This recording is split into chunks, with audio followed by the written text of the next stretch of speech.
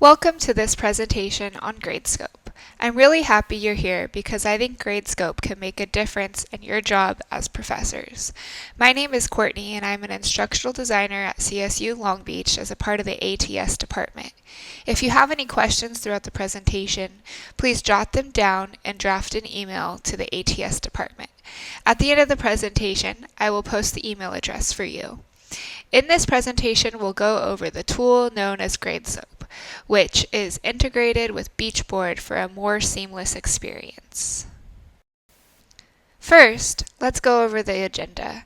In this presentation, we will cover what is Gradescope. It's easy to add Gradescope to your course, types of assignments to use with Gradescope, how Gradescope makes grading faster and more consistent, and there will be time for you to see where to send your questions. Alright, so what is Gradescope? A very straightforward definition you're already familiar with is it's software that helps you grade faster and more consistently while generating useful information for teaching and learning. It does not grade for you. Alright, now I'm going to go ahead and take you through a short demo using the software Gradescope. So this is our ATS page, and you can see here that you can click and get this interest form in order to get a meeting with any instructional designer who can further take you through this course. We have our training resources here, how to get started in Beachboard. These are really important how-to steps to help you with getting started in Beachboard and setting up your account. Creating assignments in Gradescope, grading and feedback, reviewing grades. Really, you have so many options here. Let's go into Beachboard. Here you can see I've already created a Gradescope link. Already twice you're gonna see as I scroll below. I'm gonna go ahead and show you how to add a module for Gradescope. So I'm just gonna type in Gradescope here. I'm gonna go to Add Existing Activities, External Learning Tools. And this will open up a plethora of options where I'll scroll down to find Gradescope. And here you see Gradescope is my external learning tool, so I can click on it to see its features and how it acts in here. This is my dashboard, kind of acts the same as any other dashboard. Assignments, I can create assignments. Roster, I can link my Brightspace roster, which is amazing, where all my students' names from Beachboard will go automatically into here.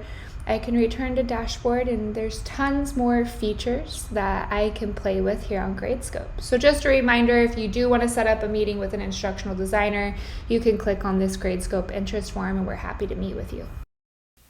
Since it's a grading software, let's go ahead and talk about what kinds of assessments it supports.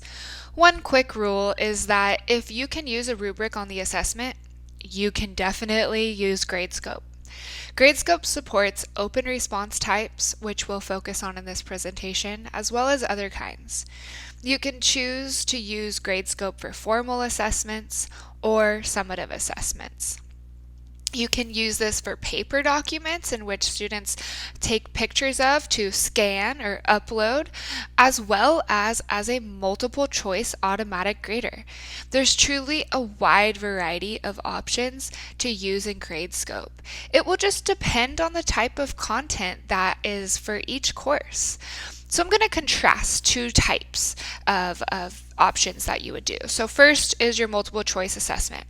Its advantage is that it's quick and easy to grade. However, the disadvantage is that it's hard for you to know what the student's thought process was in order to arrive at their answers. So there's very little feedback you can provide. On the other side, you can have an open response assessment, and the disadvantage for that is it takes a lot longer to grade, but the advantage, of course, is you can see how a student arrived to their thought process. Alright, here I would like to explain to you how Gradescope can actually speed up your grading. There are two options we're going to go over: horizontal grading and/or automatic totaling of scores. It's your choice. First, horizontal grading. Gradescope really makes horizontal grading really easy.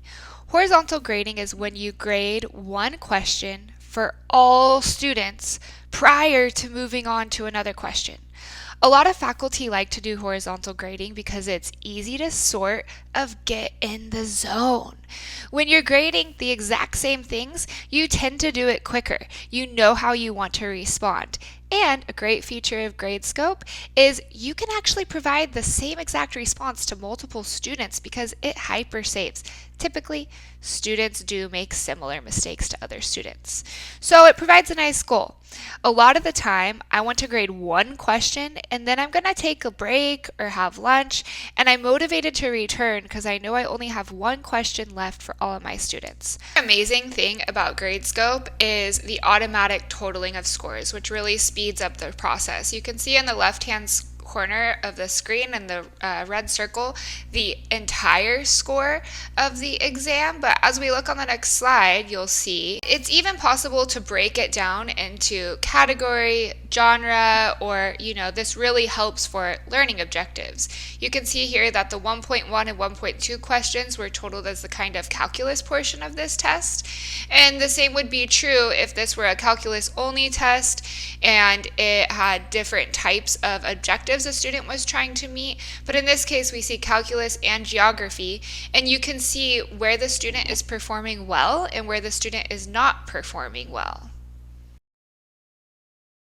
Consistency. Of course, when grading, it's hard to stay consistent. It's only human of us.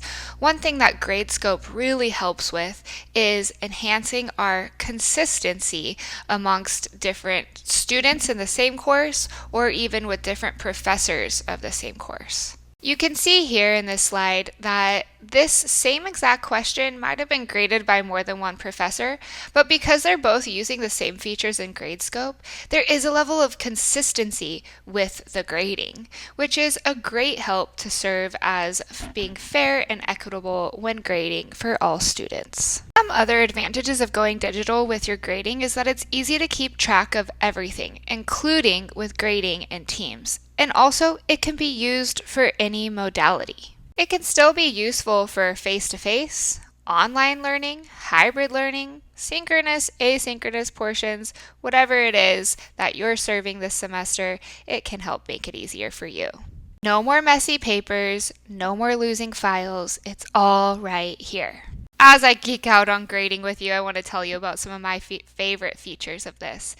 1, using the same comment twice. Students always make the same mistake. 2, students can take pictures that show up as like a scanned PDF document. And 3, you can comment on a specific location of the question, depending on what you're doing, of course, but you can tag that spot where they went wrong and comment there. Okay, let's go ahead and test your knowledge. What is the first step to activate GradeScope in Beachboard? A, add a module entitled GradeScope. B, click Add Existing Activities. C, select External Tools. Or D, make a GradeScope account. All right, yes, the answer is A, add a module entitled GradeScope. Alright, so we're going to read through the following scenario and then determine what would best meet the professor's needs. Scenario A. Professor Lynn is a parent of 3 and does not have much time on their hands. On top of it, this semester the dean asked them to teach 2 extra sections on top of their regular workload. Which type of question should Professor Lynn create for their GradeScope? A. Multiple choice questions. B. Open-ended answers. Yes, for this one, A is definitely the better decision to save that time and be realistic with her workload for the semester. Right, and we'll do that one more time for scenario B. Professor Gomez is teaching a psychology course. He would like to understand how his students are thinking in order to achieve their answer. With this in mind, he would like to give feedback to the students based on their thought process. Which type of questions did Professor Gomez create for their GradeScope? A. Multiple choice questions. B. Open-ended answers. And the answer is definitely B. Open-ended answers. In order to see how his students got to where they did, he is going to need to see some of their writing. So this is an automated video, and how do you ask any questions? There's so many ways to ask questions. First, I want to make sure you know you can go back to the CSU LB Gradescope webpage and find the roadmap there. You can also email Gradescope or the ATS instructional design team at either of these emails. Please pause the video if you need to look at these resources for longer. They're of great help to you. Thanks so much for keeping up with the times and learning here with me today. Here's some of the works cited resources where I got the information, and thank you again. It's been my pleasure to create this learning experience for you.